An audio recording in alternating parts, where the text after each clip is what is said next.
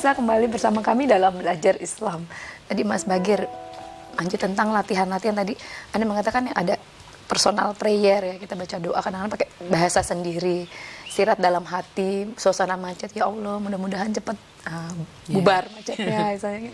Ada canonical prayer, kemudian ada sebut meditasi dan kemudian zikrullah. Nah, bagaimana nih perannya, role-nya sehingga kemudian yang keempat ini bersama-sama menjadi roda yang kemudian membantu kita bertransformasi kembali menjadi normal. Ya, kan seperti yang saya bilang tadi, ada doa, hubungan personal, pertemuan personal dengan antara manusia dengan Tuhan. Kalau sholat, hubungan universal, manusia sebagai manusia bertemu dengan Tuhan. Kalau meditasi, manusia bertemu dengan Tuhan dalam pikirannya. Kalau zikir kan manusia bertemu dengan Tuhan dalam hati melalui namanya Tuhan. Zikirlah inti semuanya. Dan kalau kita lihat dalam Al-Quran, rata-rata Allah menyatakan seperti itu. Syekh Alawi radhiyallahu anhu pernah jelaskan gitu. Lihat ayat Quran, aqimi sholat li zikri. Dirikan sholat untuk mengingatku. Jadi kalau kita lihat ayat ini, di antara sholat dan zikir lebih substansial. Dan sholat adalah wasilah aja. Cara untuk sampai kepada apa? Untuk tujuan itu, zikir lebih penting di sini kan. Dan sholat bukan tujuan, gitu. Kalau kita lihat dalam ayat lain, ketika Allah bilang kamu masyaril haram, misalnya kamu sa'i, safa, marwah dan sebagainya, dizikrillah untuk ingat aku katanya. Bahkan Syekh Alawi bilang seluruh hukum syariat itu adanya seluruh hukum syariat karena adanya zikir untuk mengingat Tuhan. Kalau tidak ada zikir, gak ada alasan untuk syariat. Ngapain kita sholat tapi bukan untuk mengingat Dia? Ngapain kita tawaf dan haji bukan karena untuk mengingat dan sadar pada Dia? Puasa dan puasa, zakat. haji. Jadi semuanya Al-Quran terang-terang mengatakan gitu. Misalnya inna sholat tatanha anil fahsya wal munkar. Sholat itu menghalang kita dari perbuatan fahsya dan kemungkaran. Wala zikrullahi akbar. Tapi zikrullah lebih besar. Jadi perannya zikrullah itu bukan peran sosial dan moral. Kan kalau sholat kan ada terkesan di situ peran sosial moral supaya kita tidak bawa kemungkaran. Tapi zikrullahi akbar, perannya lain, lebih besar dari itu. Seperti Allahu Akbar, zikrullah akbar juga.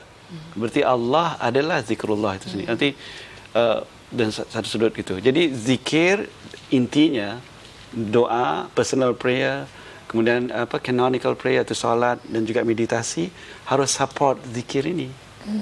Kan? Jadi doa supaya kita senantiasa ingat Tuhan. Ketika berdoa kan kita ingat Tuhan. Kasih contoh yang sederhana. Dari kecil kita belajar masuk toilet, baca doa ini, lihat cermin, baca doa ini. Bukan untuk sekedar berdoa aja, tapi itu menunjukkan kita senantiasa sadar pada Dia. Tapi dalam bentuk berdoa gitu kan. Berarti orang yang sering sadar pada Dia, aku mau jalan, aku baca doa ini kan, sadar pada Tuhan, always ada connection gitu. Tapi dalam bentuk yang personal. Gitu. Kalau sholat, ya of course, ketika sholat kan akimi sholat li dzikri, dirikan sholat untuk mengingatku. Dan itu kan cara Tuhan memaintain dalam syariat misalnya.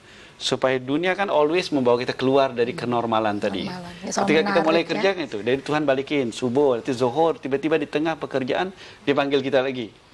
Kemudian malam sebelum kamu tidur, setelah selesai urusan kamu, dipanggil lagi. Jadi kita always back to normal gitu kan.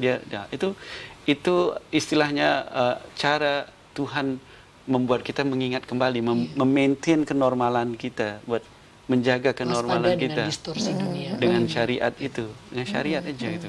Jadi ketika terlupa kemudian ada salatnya, ada doanya ketika kerja, makan kan always ada.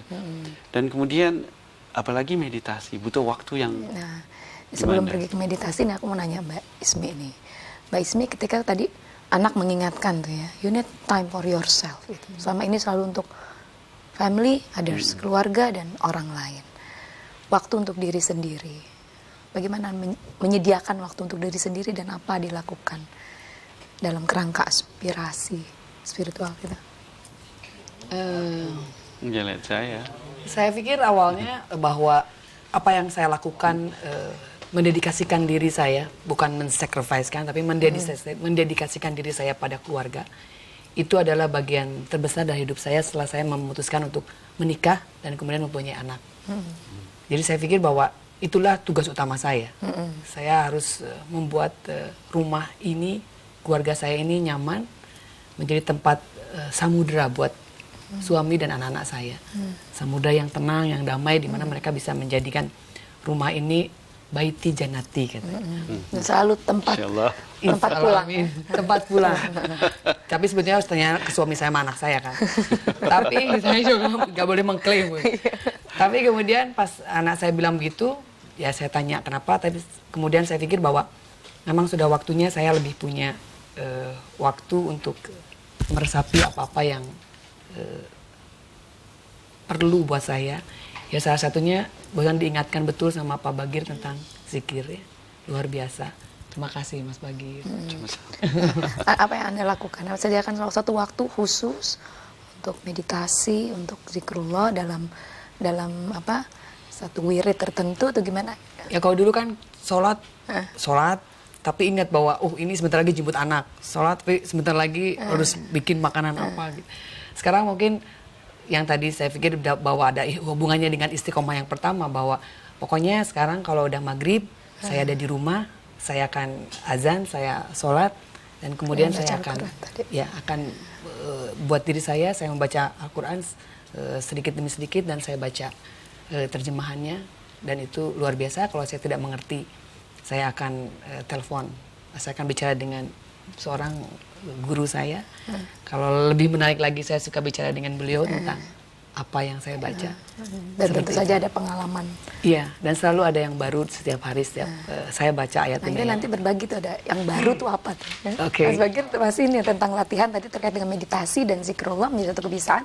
Pemirsa, kita akan ketemu lagi sesudah yang satu ini. Jangan kemana-mana, belajar Islam kembali.